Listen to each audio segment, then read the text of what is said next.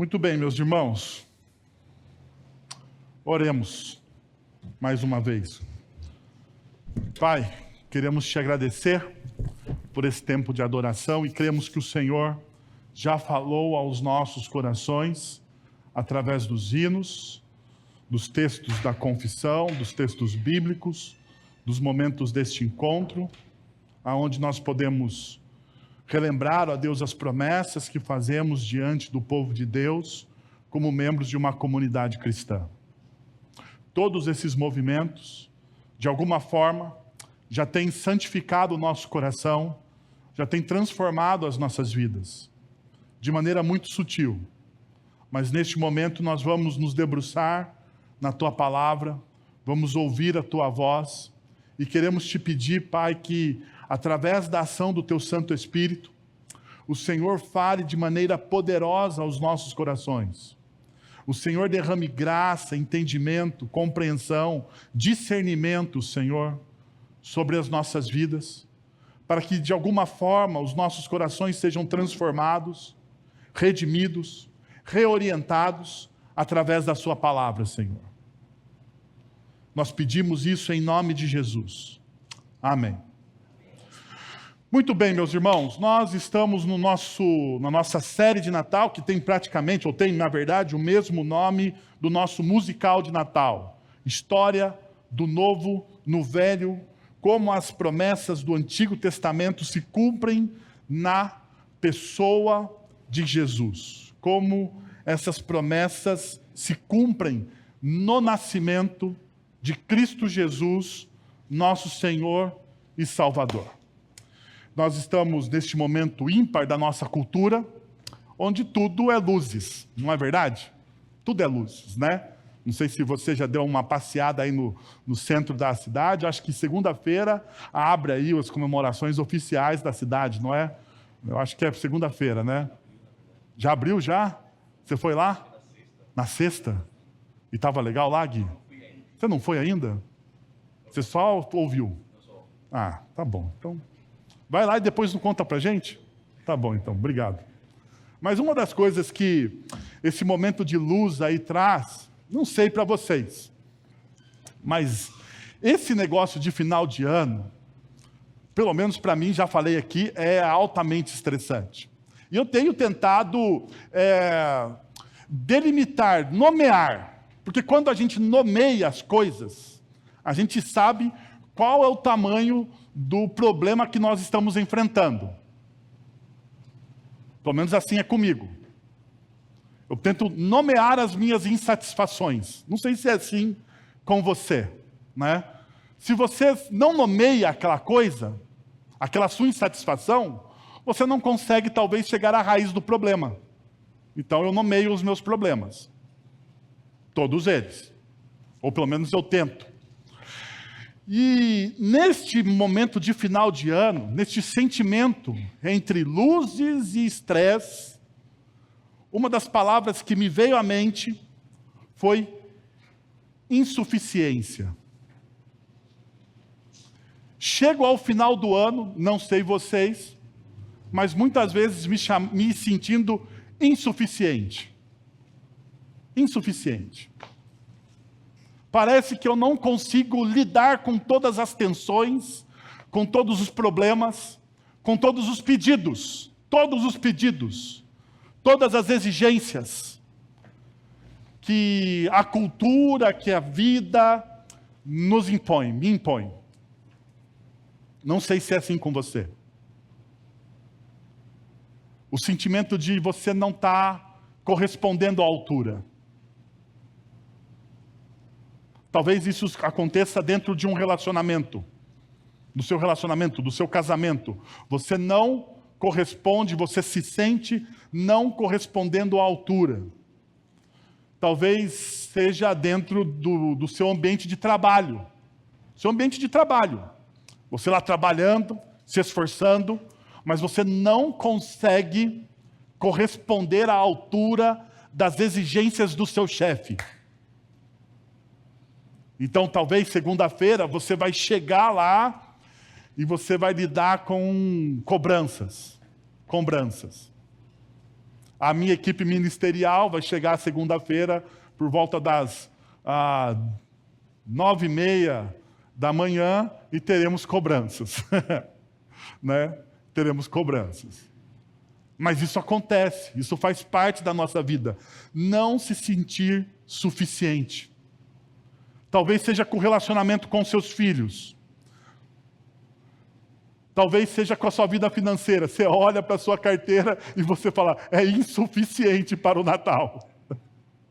Diante de tantos pedidos de presente que eu tenho 3 filhos, né? Imagina, né? A lista, 3 filhos, cara. A lista é, né? Até a Ana Beatriz, de 3 anos, já tem exigências natalinas. Exigências natalinas. 3 anos de idade. Pai, eu quero um estojo de maquiagem. Filha, você tem 3 anos de idade e você quer um estojo de maquiagem para quê? Para quê um estojo de maquiagem aos 3 anos de idade? Não consigo entender.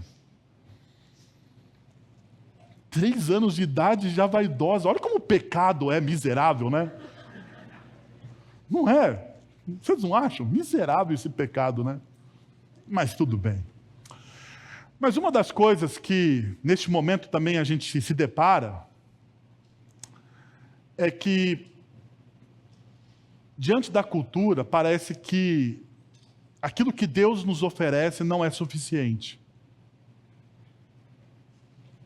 Você já parou para pensar nisso?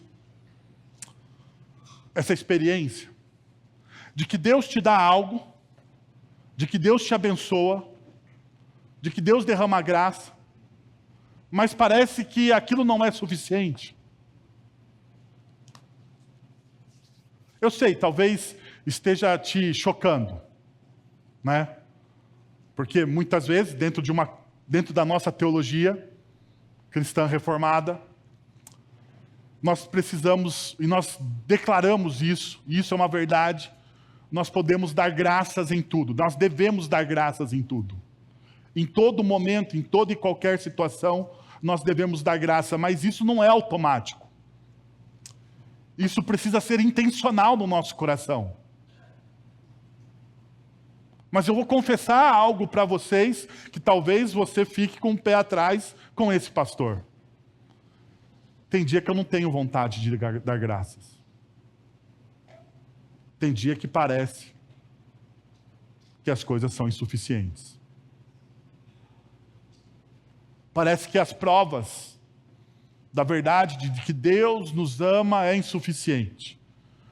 Parece que as circunstâncias são maiores do que o Deus a quem eu sirvo.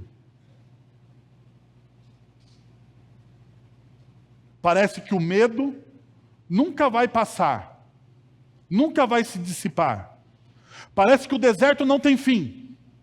Você caminha, você caminha, você caminha, e a sensação é que muitas vezes estamos andando em círculos. Não chegamos a lugar nenhum.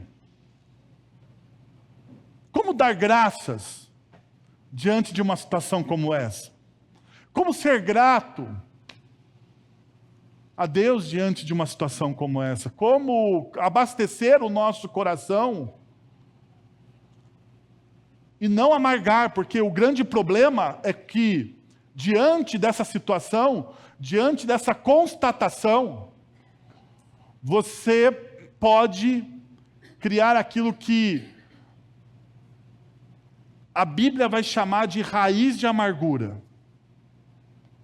O seu coração ficará o quê? Amargurado, contaminado. E tudo o que você vai, e a forma com que você vai enfrentar e olhar a sua vida, será através das lentes da amargura. Como então a gente passar por isso? Como perceber que Deus em si é suficiente? E que toda a alegria que nós precisamos não estão nas coisas, nas circunstâncias, mas está em Deus e Ele é suficiente.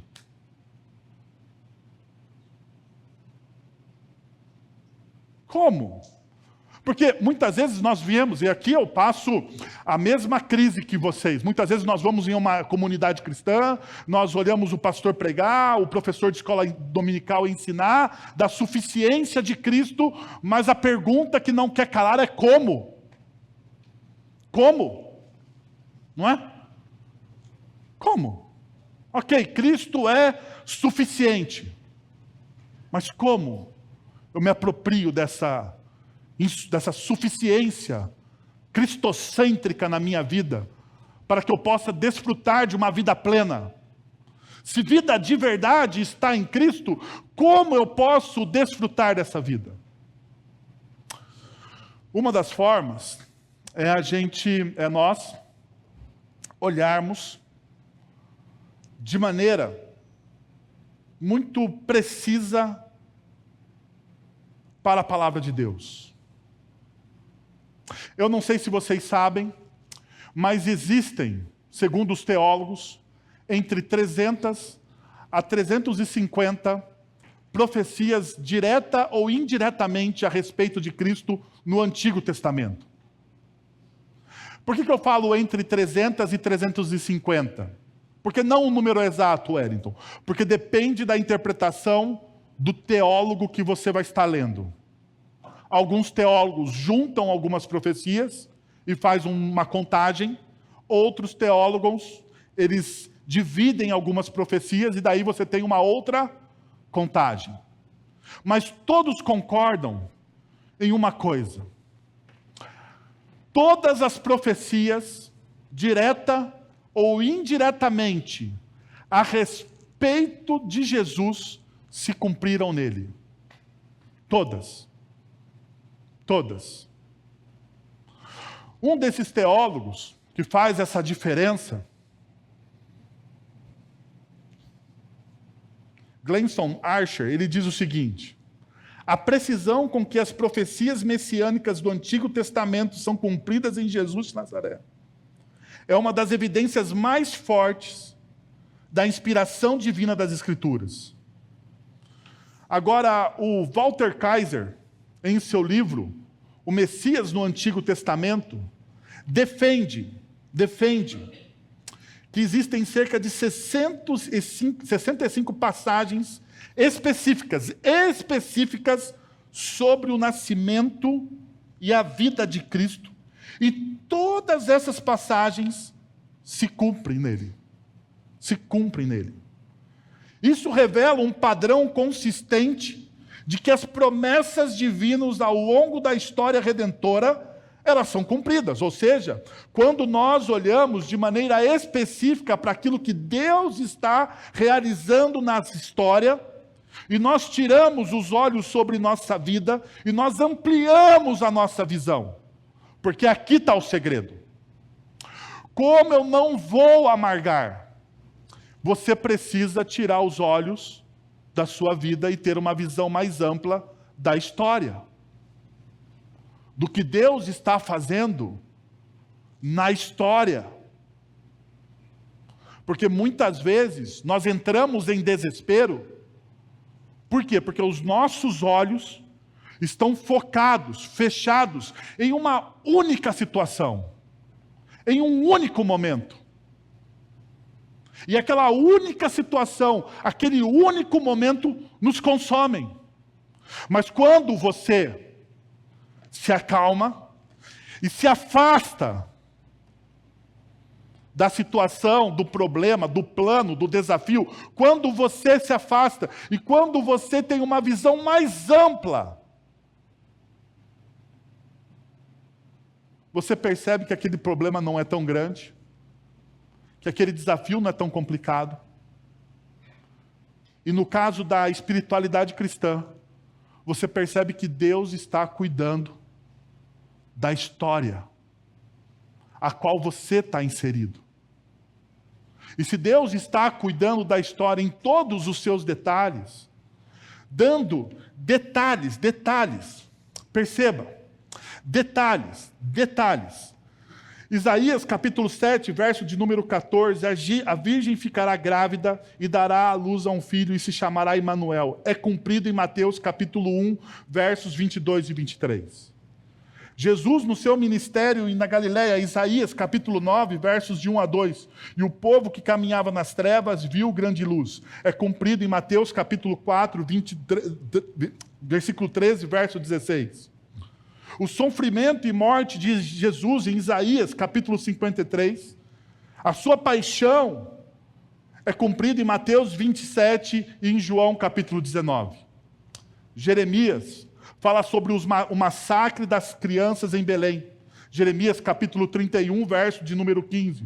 Ouviu-se um grande clamor em Ramá, pranto e grande lamentação. Isso é cumprido em Mateus, capítulo 2, versos 16 a 18. Miqueias dá o lugar do nascimento de Jesus. Miqueias, capítulo de número 5, verso de número 2. Mas tu, Belém Efratá, pequena entre os clãs de Judá, de ti sairá aquele que será o governante sobre Israel. Isso é cumprido em Mateus, capítulo, verso de número 1. Eu poderia continuar citando aqui Zacarias, Daniel e tantos outros textos bíblicos que falam a respeito do que o Antigo Testamento demonstra na pessoa de Jesus. Agora perceba, um estudioso disse o seguinte, Peter Stoner, em um estudo na Science and Speakers, ele diz o seguinte, considere 8 profecias. Ele não está falando das 300, 350, ele não está falando das 65 especificamente, ele está falando de 8 profecias. A chance de qualquer pessoa, desde os tempos antigos até hoje, de cumprir todas as 8 é de 1 em 10 elevado à 17ª potência. Ou seja, 1 em 100 quadrilhões. Vamos visualizar este número. Ele propõe. Imagine que pegamos 10 elevado à 17ª potência em moedas de prata e as espalhássemos por todo o estado do Texas, nos Estados Unidos. Elas cobririam todo o estado com uma camada de aproximadamente 60 centímetros de profundidade. Poxa, é moeda para danar. Agora ele continua. Agora, marque uma dessas moedas. Misture tudo cuidadosamente e peça a uma pessoa vendada que escolha uma moeda ao acaso. A probabilidade de ela pegar a moeda marcada na primeira tentativa é exatamente a mesma de qualquer pessoa na história cumprir essas 8 profecias. Isso mostra que os profetas só poderiam ter escrito essas palavras sob a direção divina e não pela própria sabedoria. Vocês já imaginaram? Então diminui a situação, pega aqui a nossa nave do templo, enche de moeda com a profundidade de 60 centímetros. Daí você pega aqui o pastor Guilherme, coloca uma venda nos olhos dele e diz o seguinte, pega uma das moedas, marca com um X e diz, Guilherme, com os olhos fechados, ache a moeda e você tem uma tentativa. Qual é a probabilidade disso dar certo na primeira vez? Nenhuma. E é isso que o Peter Stone está nos mostrando com esse cálculo. Perceba, estudiosos consideram mais de 300 profecias, inclui tanto previsões específicas quanto padrões ou tipos que se cumprem em Jesus. Essas profecias demonstram a convergência extraordinária dos eventos que apontam para ele como o Messias prometido. Agora perceba, o quanto Deus ele é suficiente. O quanto Deus está cuidando cuidadosamente da história da redenção.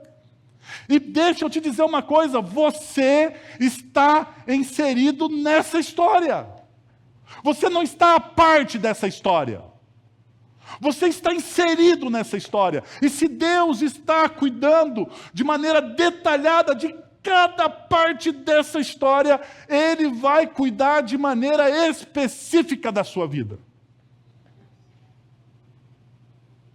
Basta você, e eu tenho medo da gente falar isso, porque eu sou um teólogo presbiteriano, mas com todo temor, tremor, basta você se apropriar, no jargão evangelical brasileiro, tomar posse das promessas que Deus tem nas Sagradas Escrituras para a sua vida. Tomar posse, se apropriar, não é você olhar para essas promessas e descaracterizá-las. É você tomar posse, se apropriar dessas promessas dentro daquilo que a própria Sagradas Escrituras revela como certo. Porque muitas vezes nós pegamos algumas promessas e interpretamos a partir dos nossos achismos, dos nossos gostos pessoais, da nossa visão própria. Não é isso. Você precisa tomar posse, se apropriar dessas promessas para a sua vida, a partir daquilo que a própria Sagradas Escrituras revelam como promessa para você. O seu coração, então, não vai se amargar. E uma dessas promessas que nós vamos olhar hoje, de maneira muito mais específica nessa manhã, está no segundo livro de Samuel, capítulo de número 7, do verso de número 12 ao verso de número 16. Você pode abrir a sua Bíblia ou acompanhar aqui comigo na projeção. Quando a sua vida chegar ao fim e você descansar com os seus antepassados, escolherei um dos seus filhos para sucedê-lo.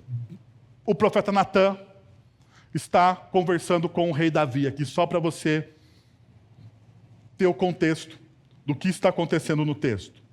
O fruto do seu próprio corpo, eu estabelecerei o reino dele. Será ele quem construirá o templo em honra ao meu nome, e eu firmarei o trono para sempre. Eu serei seu pai e ele será o meu filho. Quando ele cometer algum erro, eu punirei com o castigo dos homens, com açoites aplicados por homens. Mas nunca retirarei dele o amor que, como retirei de Saul, a quem tirei do seu caminho. Quanto a você, sua dinastia e seu reino permanecerão para sempre diante de mim. O seu trono será estabelecido para sempre. Aqui, nós temos uma das promessas mais singulares do Messias, do ungido. E Deus falando a um homem. Uma das coisas, quando nós vamos nos aproximar de um texto como uma profecia, nós precisamos nos perguntar: como devemos interpretar este texto e qualquer outra profecia bíblica? Então, deixa eu te dar agora um princípio interpretativo de profecias bíblicas que teólogos usam e que é saudável quando você estiver lendo as Sagradas Escrituras. O princípio interpretativo é esse: as profecias do Antigo Testamento frequentemente possuem um cumprimento inicial em seu contexto histórico para trazer esperança ao povo de Deus. Então, toda a profecia do Antigo Testamento que remete ao Messias, ao futuro, ela tem no seu tempo, no tempo em que ela foi escrita, um cumprimento inicial. E isso era para dar esperança, para abastecer o coração do povo de Deus com esperança. Mas essa profecia, ela alcança o seu clímax pleno e definitivo em Cristo, no qual toda a expectativa de esperança é plenamente realizada. Precisamos observar como as promessas messiânicas do Antigo Testamento se desenrolam na história. Um exemplo claro é a profecia sobre o rei Davi, ou o rei davídico, que é o texto que nós estamos lendo. Ela tem um cumprimento inicial em Salomão, o descendente de Davi, o filho biológico de Davi, cujo reinado trouxe descanso e prosperidade, demonstrando parcialmente ou mostrando o cumprimento parcial dessa promessa. Agora, contudo, Salomão falhou como rei perfeito, revelando que ele não era o cumprimento final daquela promessa. Essa dinâmica é típica das profecias bíblicas. Ela tem um significado imediato, que dá esperança ao povo em seu contexto, mas também apontam para um cumprimento maior. Pense nisso como olhar para uma cadeia de montanhas à distância. À primeira vista, nós podemos ver ou dois picos ou um único pico. E eles se parecem muito próximos.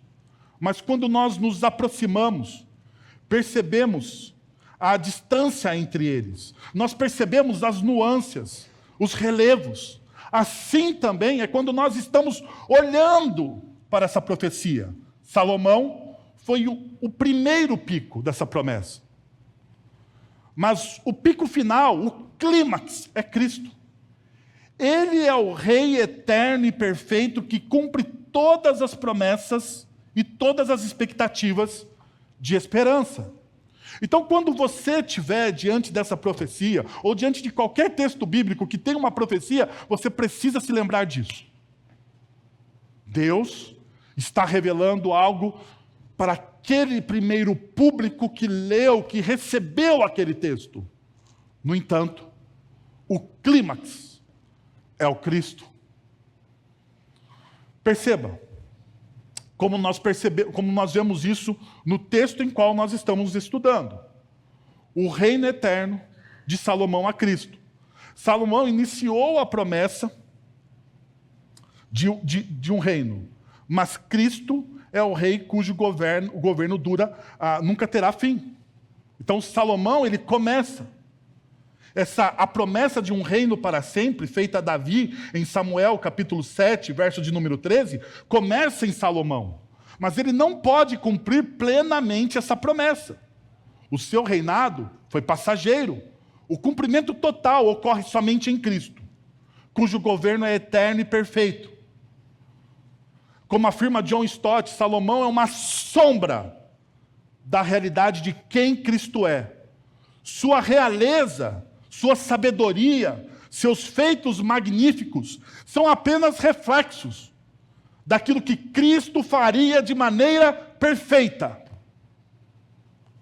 Cristo é o Rei eterno que governa com justiça e paz para todo sempre. Ele é o cumprimento dessa promessa. Quando o texto nos informa sobre a casa de Deus, Cristo é o templo divino, e o templo divino. Salomão construiu o templo físico, mas Cristo, através do seu sacrifício, nos oferece a verdadeira presença de Deus. Perceba, Deus prometeu a Davi que seu descendente construiria uma casa para o seu nome. Salomão cumpriu essa promessa ao construir o templo em Jerusalém, mas esse templo era apenas uma figura da verdadeira casa de Deus, que é Cristo Jesus. Como Jesus afirmou em João, capítulo 2, versos 19 a 21, Ele é o verdadeiro templo, e é através da sua obra que a presença de Deus é revelada a nós. A presença de Deus é encarnada nos nossos olhos. Cristo não construiu apenas um espaço físico, mas tornou possível que Deus habitasse no meio do seu povo. Perceba, não é apenas o edifício, mas é no coração de cada um de nós. Todos nós que reconhecemos Cristo Jesus como Senhor e Salvador nas nossas vidas, recebemos a presença do Espírito Santo que sela o nosso coração. Na linguagem do apóstolo Paulo, nós nos tornamos o templo. O templo construído por Salomão foi destruído em 586 a.C., durante a invasão babilônica. Mas Cristo, por meio da sua morte e ressurreição, trouxe um novo templo que não perece, que não é derrubado. O Espírito Santo, dado a nós pelo sacrifício de Cristo, é o selo dessa presença. Ele nos chama a viver na presença como povo de Deus, juntos, em adoração. Assim Cristo é o templo eterno, a verdadeira morada de Deus, oferecendo toda a oportunidade para nós nos aproximarmos dele de maneira inigualável. Esse é o Cristo. Uma outra realidade que nós temos é que o Filho que nunca falha, sabedoria perfeita em Cristo. Salomão, ao usar a sabedoria dada por Deus, Salomão falhou ao usar a sabedoria dada por Deus. Mas Cristo, a sabedoria encarnada, sempre a usou para a glória de Deus. Deus prometeu a Salomão que ele seria um pai para ele. Perceba, e ele seria um filho. Vemos isso no verso de número 14.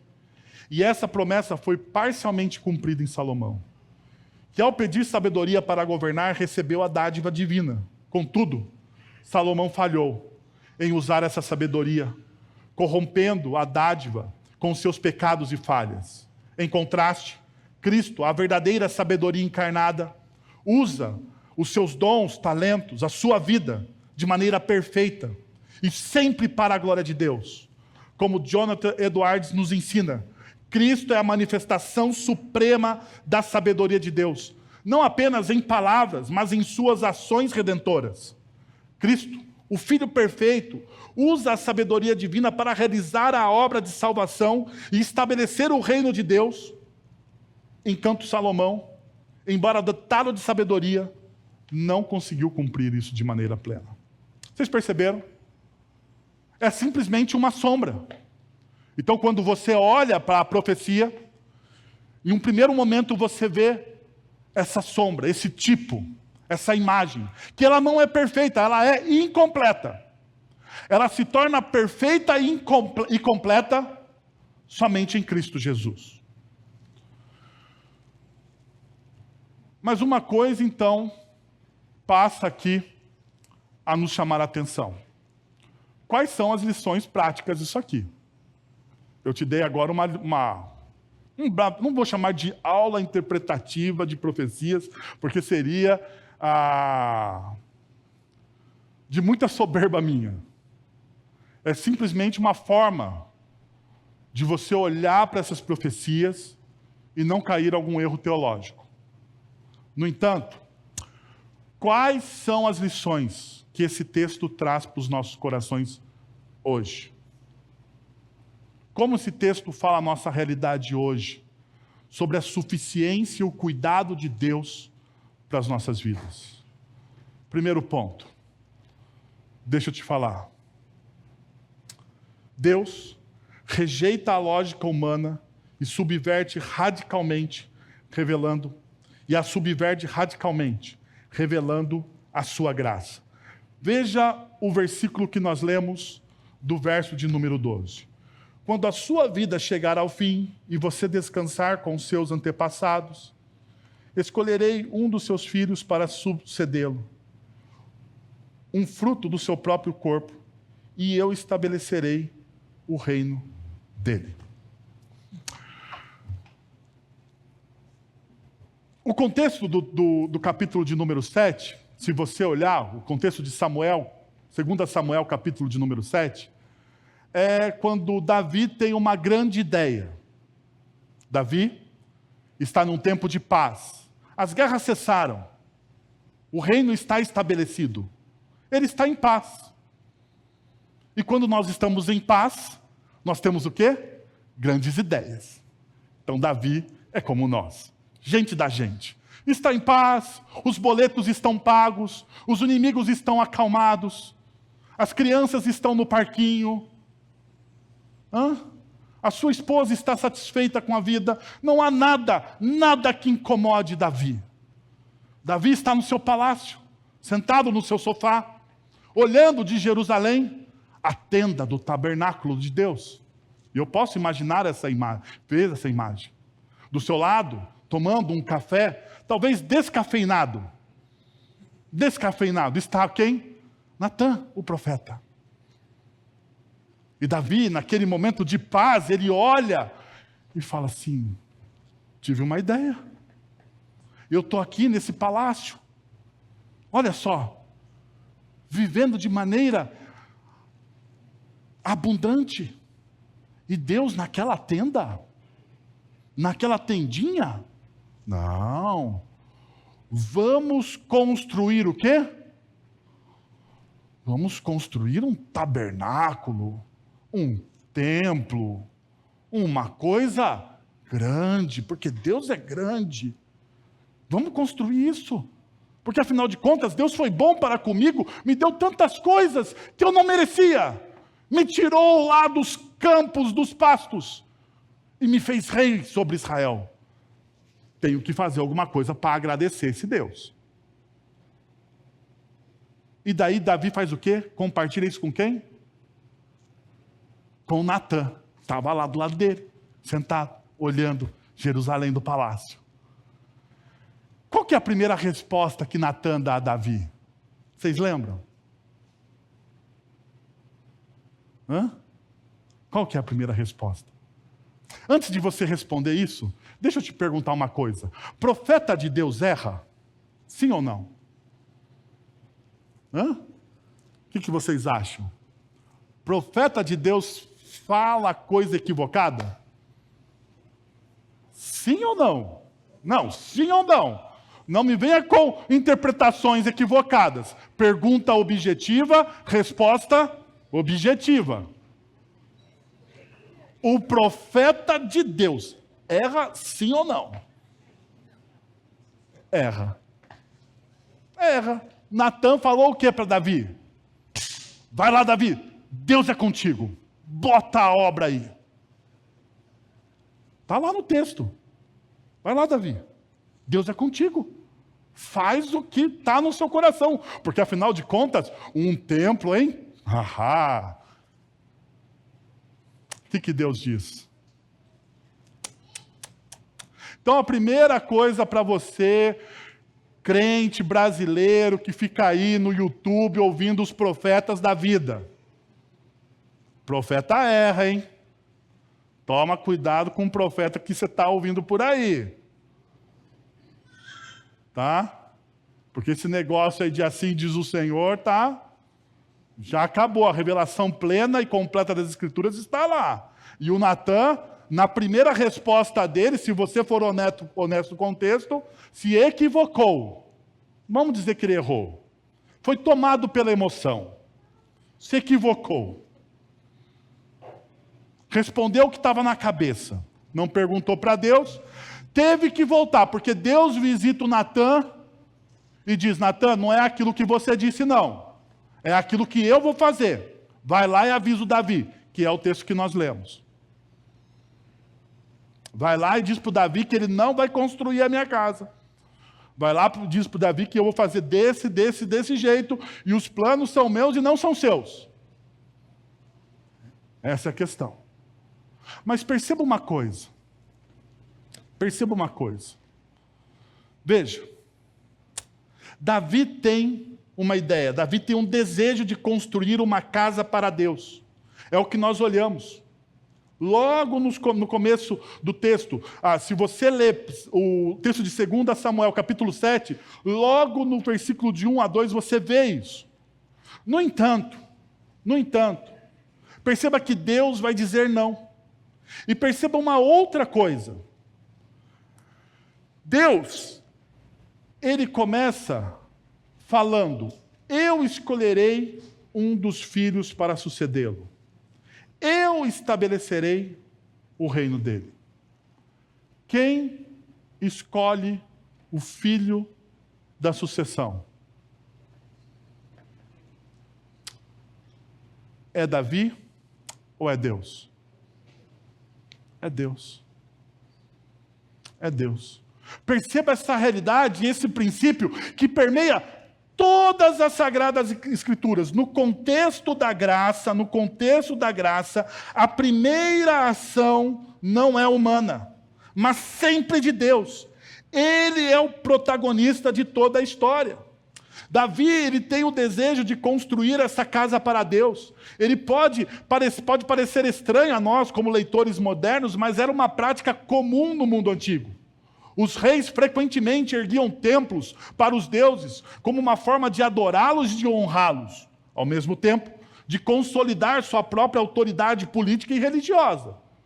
Um exemplo disso é o faraó Tutancâmon, que constrói um templo para Amon-Ra, o deus Sol egípcio. Em troca, Amon-Ra teria proclamado que o reino de Tutancâmon seria global e eterno. Perceba, ele errou.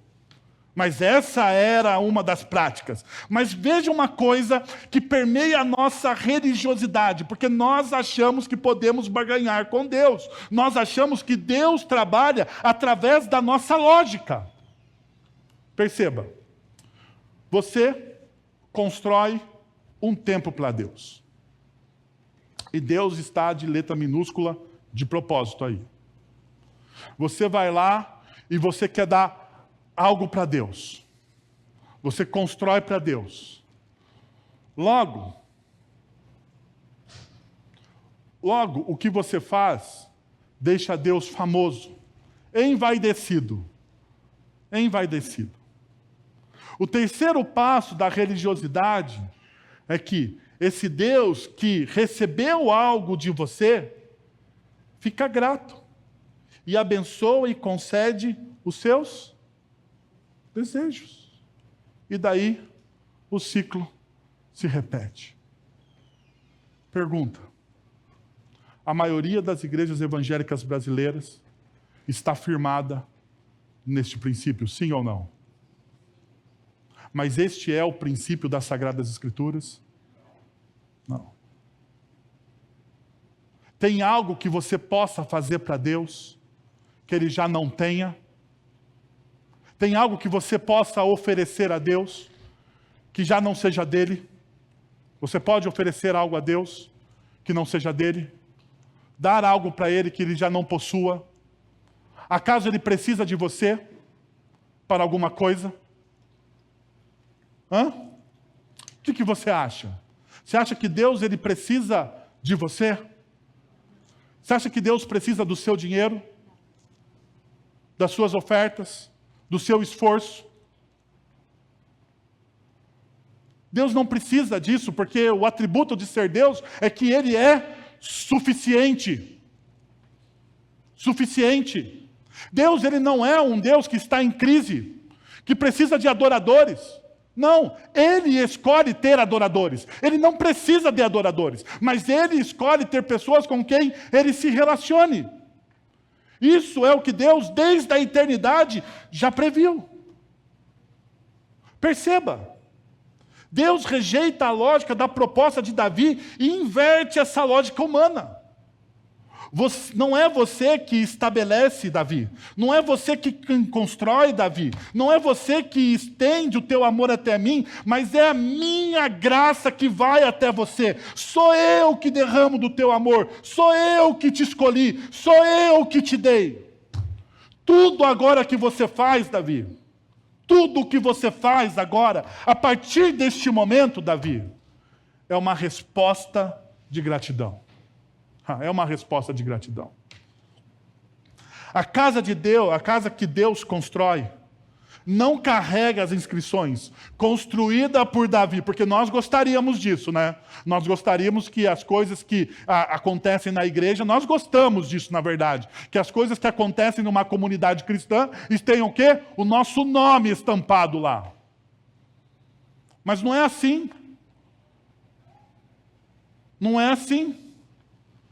Porque Deus inverte essa lógica dizendo, construída por Deus para Davi, construída por Deus para Guilherme, construída por Deus para Beatriz, construída por Deus para você. É assim que Deus inverte essa lógica. Mas aqui está uma das coisas que a gente não consegue entender, porque isso se chama o quê? Graça. Parece tão simples. A graça é simples. Como que você explica a graça de Deus? Como que você explica a graça de Deus? Ela é simples. Como que você explica a graça? Vamos lá, gente, não me decepcionem. O quê? É um escândalo. Pastor Guilherme aqui sacou Dietrich Bonhoeffer para dizer, fez um copy-paste, copiou e colou. Dietrich Bonhoeffer, é um escândalo.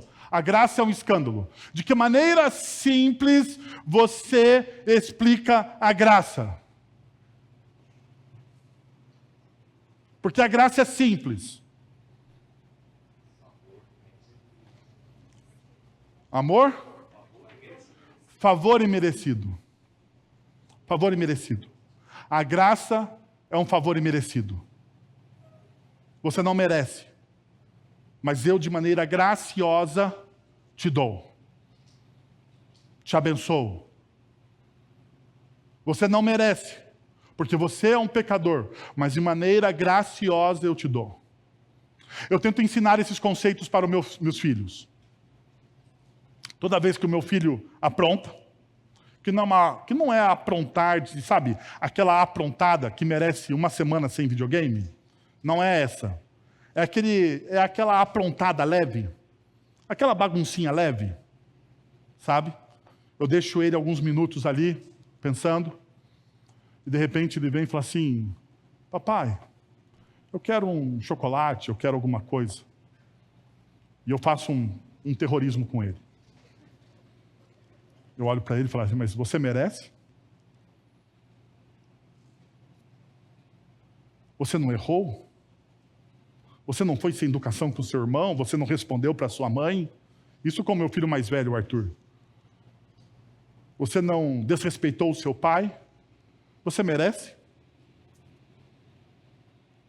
Ele fala, não, papai, eu não mereço. E diante de um arrependimento, né? Você demonstra o quê?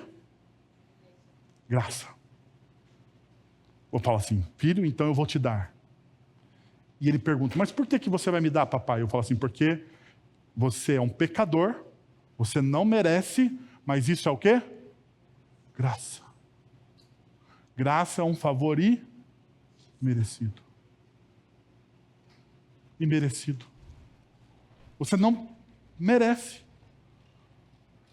Mas aqui, muitas vezes, nós caímos. É um presente. Ele custa algo para alguém, mas é gratuito para nós. Ainda assim, neste ponto, nós muitas vezes tropeçamos. Somos programados para medir tudo. Quanto custa? Com que frequência preciso ir à igreja? Quanto eu devo dar? Essas perguntas nunca levarão você ao Evangelho, porque o Evangelho começa com um presente generoso e extravagante de Deus, o sangue de Jesus, e somente o sangue de Jesus é suficiente para a sua vida, para a sua fome, para a sua sede. O cristianismo não é sobre você viver uma vida boa. No final, apresentar isso como algo para Deus. É sobre viver uma vida perfeita em Jesus. Porque não é sobre a sua vida perfeita, mas é a vida perfeita que Ele viveu por você. É essa a diferença. Ele viveu a vida que deveríamos ter vivido e morreu a morte que nós deveríamos ter morrido. Tudo o que Ele conquistou naquela cruz, e aqui está a promessa, tudo o que Ele conquistou naquela cruz é nosso. É nosso. Mas perceba uma coisa. Você só consegue receber isso quando você recebe essas coisas de mãos vazias. Qual é o problema da religiosidade? Qual é o problema da religiosidade no nosso coração? Nós queremos entregar algo a Deus. Nós queremos entregar algo a Deus. Nós queremos ter um poder de barganha com Deus. Nós queremos. Mas isso não é o Evangelho. Você está longe do Evangelho. Você precisa entender essa realidade. Um outro princípio que nós vemos nesse texto é que Deus redefine a verdadeira entrega, confiança plena e rendição ao seu cuidado. Confiança plena e rendição ao seu cuidado. Perceba o que o texto nos diz no verso de número 14. Eu serei seu pai. Eu serei seu pai.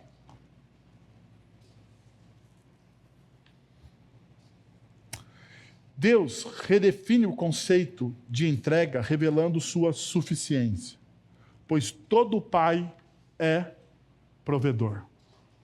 Provedor. Pai, ele não necessita de nada. Pai, ele não fica desamparado. Pai, ele é o quê? Provedor. Provedor. É aquele que dá. É aquele que entrega. E aqui está uma das coisas mais bonitas desse texto. Deus olha para Davi e apesar de Davi ser quem ele é, Deus fala a Davi: eu serei o seu pai. Eu serei o seu pai. Davi, você não precisa mais de nada.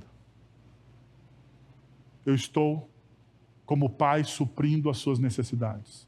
Eu sei, existe uma dificuldade às vezes com a gente, porque muitas vezes nós fazemos uma transposição de imagens. De imagens. Talvez você não tenha tido um bom pai na vida. E daí quando Deus se apresenta como pai, você acha que Deus pode falhar com você, assim como o seu pai terreno falhou com você. Mas eu quero que você esqueça essa imagem. E que você olhe para a imagem bíblica, perfeita, de um pai que é provedor. De um pai que cuida. De um pai que abraça. De um pai que está atento aos detalhes daquilo que falta na casa. De um pai que não nega o seu amor, que é o provedor. E como isso se desdobra dentro da nossa espiritualidade? Porque essa é uma das perguntas que nós precisamos fazer. Como isso se desdobra? Deus, uma das coisas que você precisa entender é que Deus não precisa de você, mas escolhe trabalhar por meio de você. Perceba, Deus é totalmente autossuficiente. Ele é provedor. Ele não depende das nossas ações ou de nossas ações, mas nos convida a participar de sua obra para revelar sua graça ao mundo. Deus deixa claro a Davi, em 2 Samuel, capítulo 7, versos de 12 a 16, que ele é quem constrói a casa, não o homem. Eu estabelecerei o seu trono para sempre. Isso reflete a autossuficiência de Deus, que também vemos na cruz. Jesus, ele foi sozinho para a cruz do Calvário. Sozinho. Os seus amigos o abandonaram. Jesus, ele ressuscitou sem a ajuda humana. Sem a ajuda humana. Quem estava lá? Havia uma reunião de oração para impor as mãos sobre Jesus? De maneira nenhuma. De maneira nenhuma. Como Jesus ensina em João capítulo 15, verso de número 5. Sem mim vocês não podem fazer coisa alguma. E meus irmãos, quantas vezes nós tentamos fazer as coisas sem a presença de Jesus? Quantas vezes na nossa história nós nos achamos autônomos, nós nos achamos provedores. Provedores. Quando na verdade, quando na realidade, o que a Bíblia nos informa que é Ele que nos dá todas as coisas. É nessa entrega, a nossa entrega, não é para suprir uma necessidade divina, mas uma forma de submissão que nos permite fazer parte da sua obra redentora. Como essa entrega se revela de maneira saudável? Da seguinte forma: você se entrega a um Deus que vai cuidar de você.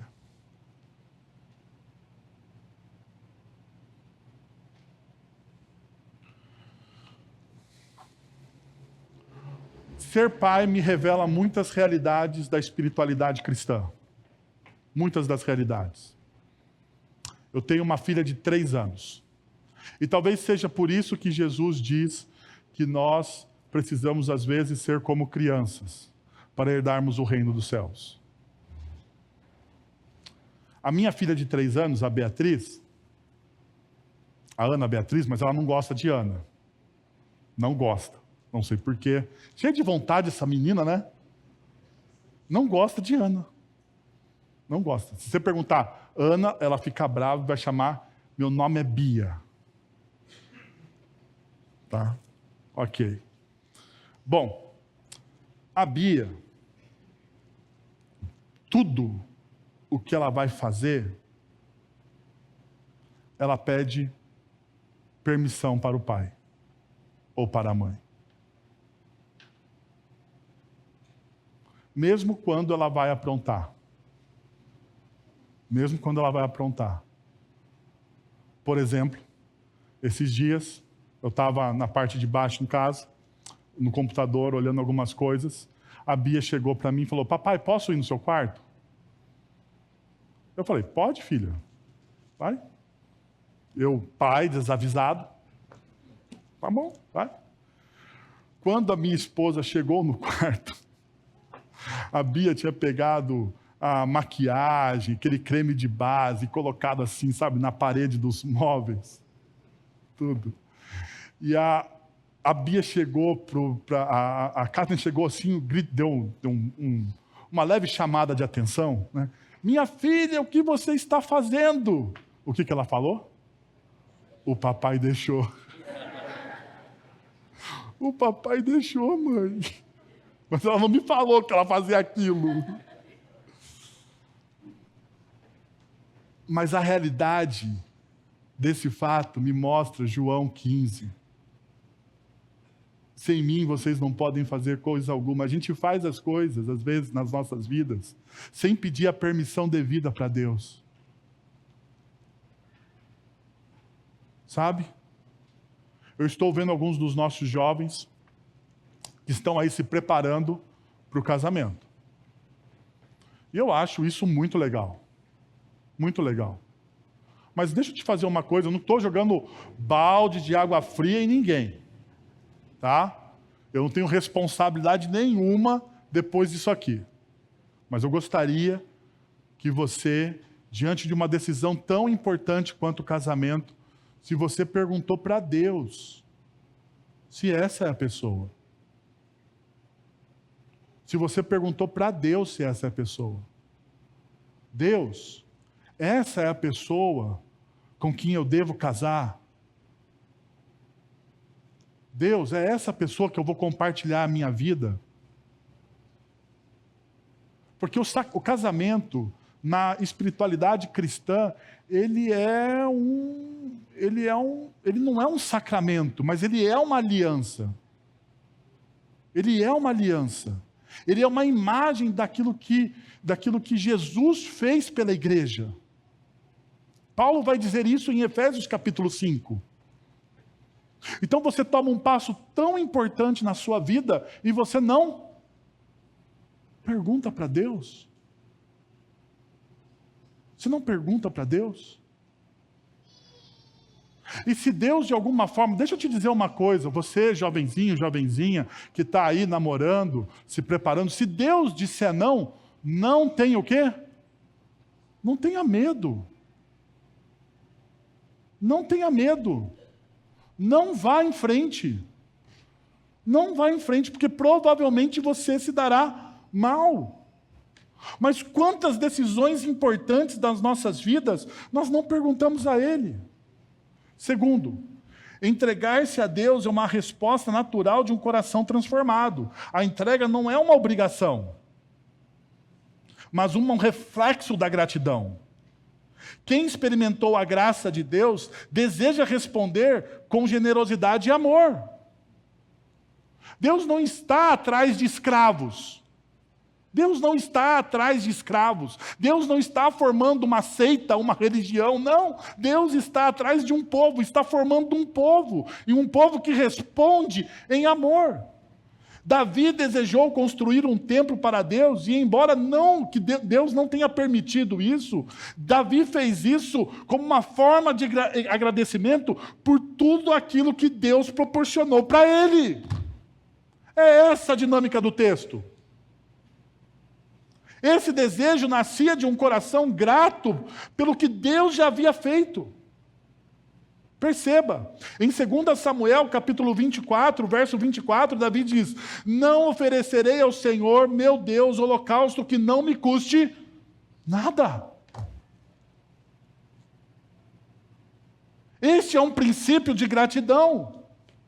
Quando você reconhece o benefício, o amor derramado, a graça estendida, aquilo que você não merecia lhe foi dado, a única coisa que te resta é a gratidão. É gratidão. Ou seja, da mesma forma, entregamos o nosso tempo, os nossos dons, os nossos recursos, não para comprar a Deus, mas porque somos movidos pelo Evangelho. Ninguém está aqui pedindo para você comprar a Deus. Porque Deus não vai te abençoar mais ou menos se você dá uma oferta gorda. Não! Não!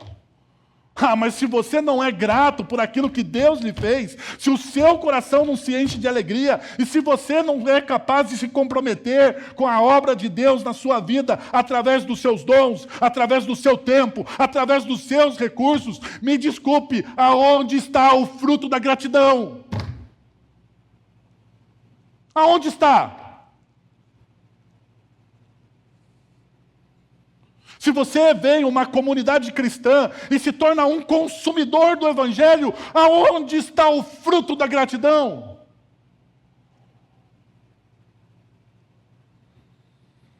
Como Paulo escreve em 2 Coríntios, capítulo 9, verso de número 7, Deus ama aquele que dá com alegria.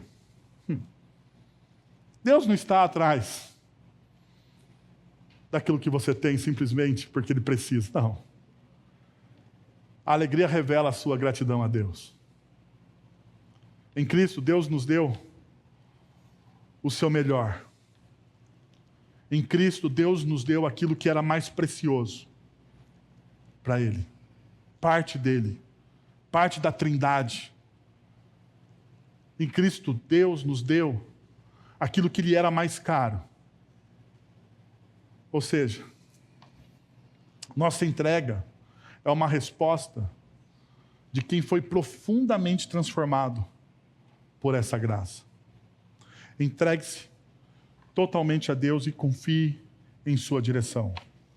A verdadeira entrega envolve confiar que Deus nos guiará, libertando-nos da ansiedade de fazer tudo e permitindo que foquemos no que Ele nos chama a fazer. Em 2 Samuel, capítulo 7, verso 13, Deus promete a Davi: Ele mesmo edificará uma casa para o seu nome, para o meu nome. Isso mostra que Deus é quem realiza a obra e nos convida a participar do seu plano. Não como responsáveis por tudo, mas como colaboradores confiantes disso. Pedro reforça essa ideia em 1 Pedro capítulo 5, verso de número 7. Lancem toda a sua ansiedade sobre Ele, porque Ele tem cuidado do quê? De vós. Quantas vezes, irmãos, nós estamos ansiosos e nós não temos a coragem de lançar sobre Ele a ansiedade.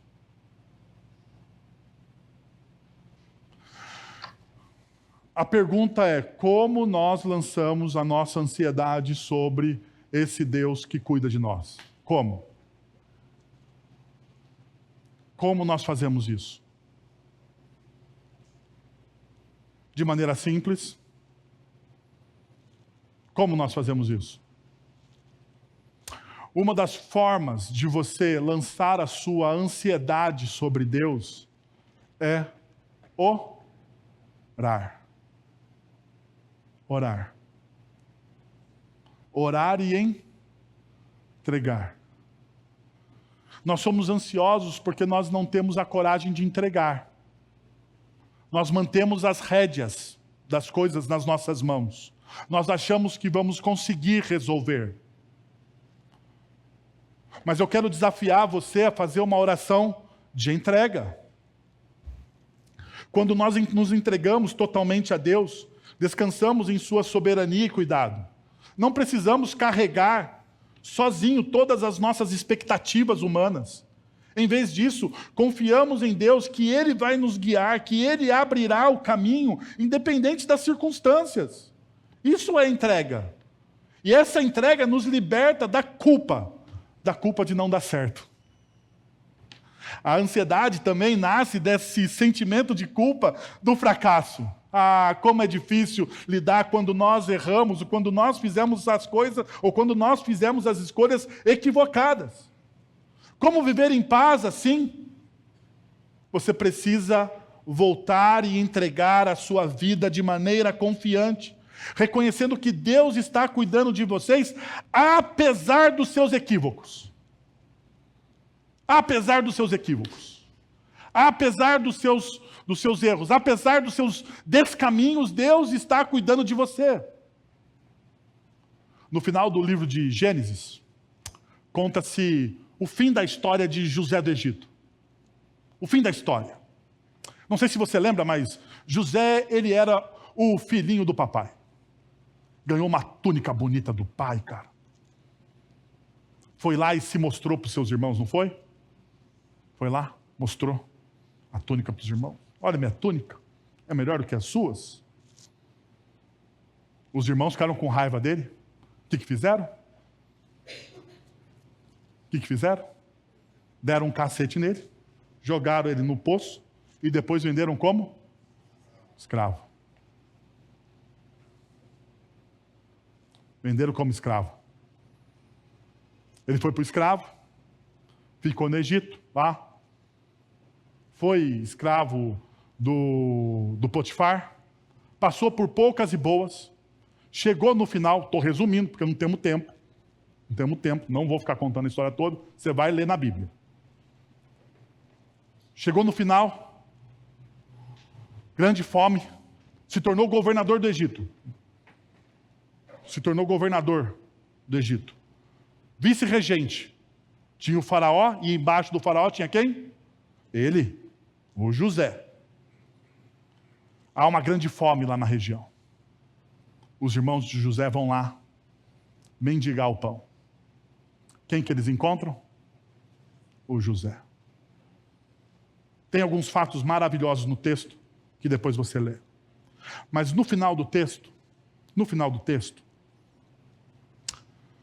José vai dizer o seguinte para os irmãos: o mal que vocês me fizeram, Deus transformou em bênção. Deus transforma os nossos equívocos em bênçãos. Por isso que você não deve andar ansioso. Você deve entregar o seu caminho a quem? Ao Senhor. Confia nele e o mais ele fará. Que tal hoje você fazer isso? Que tal hoje você experimentar essa realidade na sua vida? É isso que o texto nos chama. Por último, Deus redefine o propósito.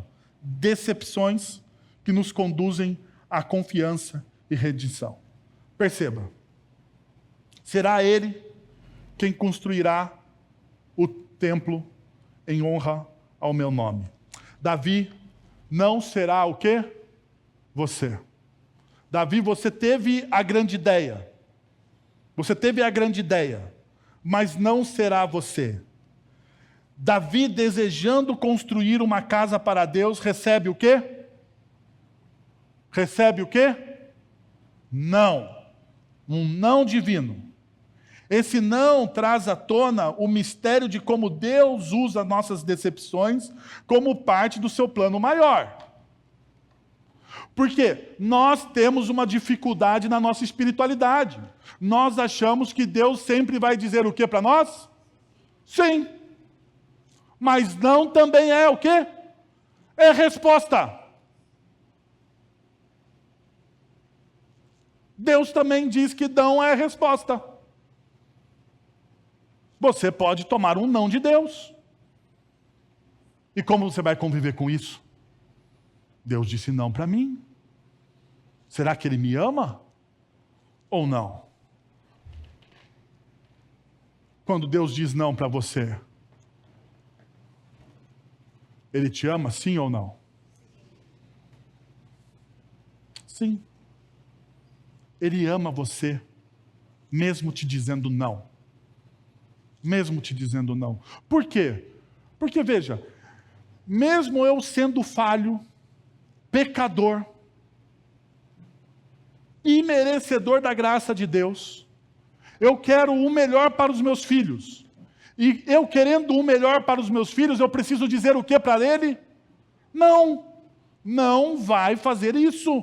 Não toque aqui. Não vai comer isso. Não temos para comprar.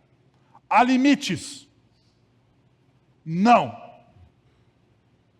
Isso faz parte da educação e da pedagogia divina. Perceba, a decepção de Davi ao ver seu desejo frustrado é uma lição profunda para todos nós. Muitas vezes, as portas que fecham em nossa vida não são sinais de fracasso, mas de que Deus está nos direcionando para algo muito mais significativo. A resposta de Deus a Davi, em 2 Samuel capítulo 7, revela que o propósito divino vai além das nossas expectativas imediatas. E está ancorado em sua soberania e o seu plano eterno. Deus sabia que se Davi construísse o templo, o povo poderia se apegar ao sucesso visível de sua obra e não à glória eterna que só Deus poderia estabelecer. A decepção é, então, uma ferramenta de Deus para nos lembrar que Ele é o centro da nossa vida. O não de Deus é para nos lembrar de que Ele é o centro das nossas vidas. Não são as bênçãos, não é o sucesso que moldam a nossa visão de quem nós somos, a nossa identidade. Não é. Nós somos aqui redirecionados e o nosso coração é reorientado a amar a Deus sobre todas as coisas.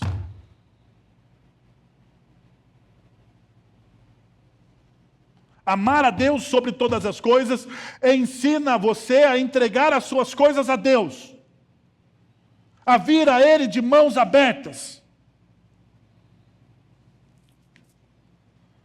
Perceba, as decepções podem ser uma maneira de Deus nos afastar da construção de ídolos e nos lembrar da nossa identidade nele e não nas nossas realizações. As decepções, os nãos, podem ser uma maneira de Deus nos afastar do quê? Da construção dos nossos ídolos. Quando Davi queria construir um templo, ele estava fazendo algo bom, parecia bom. E quantas vezes existem coisas boas que se tornam más? E elas se tornam más pela cobiça do nosso coração ou porque nós colocamos a nossa identidade lá. Serei feliz se eu tiver aquilo. A partir do momento que você pensa dessa maneira, a partir do momento que isso toma o seu coração, a sua identidade foi corrompida. Você é aquilo que você deseja. Isso tomou posse de você. Você se tornou escravo daquilo. Ao dizer não a Davi, Deus está protegendo o coração dele da tentação sutil de encontrar a identidade na obra que ele faria para Deus. Ao invés de se identificar com o plano de Deus para a sua vida. Ele poderia se identificar com a obra. E quantas vezes nós confundimos Deus com aquilo que nós fazemos para Deus? Quantas vezes?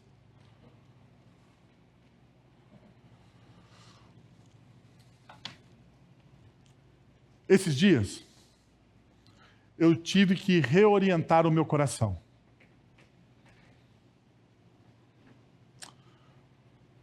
O meu filho do meio, o João, ele é um dos três, ele é o mais quieto. Quem conhece o João sabe que ele é o quê? Quietão. A dele. Daí esses dias, eu estava em casa e eu precisava sair e vir para um trabalho da igreja. E era um sábado. Geralmente sábado eu estou de folga em casa. Geralmente. Mas nesse sábado específico, nós tínhamos uma reunião da liderança aqui. E daí o meu filho, João, que é o quietão, olhou para mim e falou o seguinte: onde você está indo, papai? Eu falei, eu vou para a igreja. Daí ele falou assim, você vai trabalhar? Eu falei, eu vou lá para a igreja. Ele falou assim, você ama mais a igreja do que nós?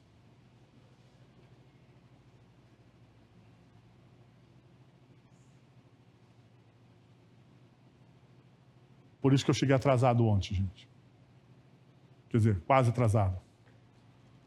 Eu tive que olhar para o João, sentar com ele e explicar para ele que eu não amo a igreja mais do que a minha família. Mas a pergunta é, por que ele entendeu assim? Porque, de certa forma, aquilo que eu faço para Deus estava contaminando o meu coração. E pode se tornar um ídolo.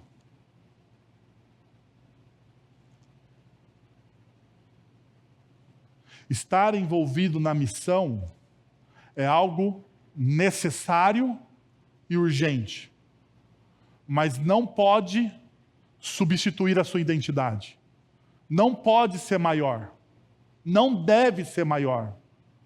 Estar envolvido na missão é necessário e urgente e é um cumprimento daquilo que Jesus nos deu e nós devemos fazê-lo. Mas deve existir o quê? Moderação, equilíbrio, dedicação, entrega, confiança. Mas precisa ser equilibrado. Fazer o que você faz para trocar com Deus algo é ruim. Perceba, Deus estava livrando o coração de Davi disso. Deus nos convida a essa realidade. E eu gostaria de trazer 3 coisas para você. Primeiro, observe situações em que você se sente tentado a agir conforme a lógica humana. Buscar recompensa, afirmar o próprio mérito ou julgar pelas aparências. Pergunte-se, estou confiando na graça de Deus ou em meus próprios critérios? Perceba. Observe situações em que você se sente tentando agir conforme a lógica humana. Você está buscando recompensa? Você está afirmando, está desejando receber as coisas por mérito? Segundo, identifique algo que você está tentando controlar ou que tem causado ansiedade em seu coração. É um plano, uma preocupação, um desejo ainda não entregue plenamente a Deus.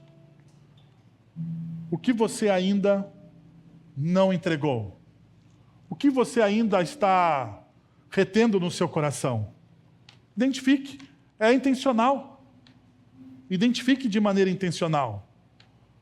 Por último, Deus, em sua soberania, usa as nossas decepções para nos redirecionar, nos ensinar e encontrar nossa identidade nele e nos levar a uma dependência mais profunda em seu cuidado. Quero convidar você a fechar os seus olhos, a abaixar a sua cabeça, a orar neste momento por tudo isso que nós conversamos nessa manhã.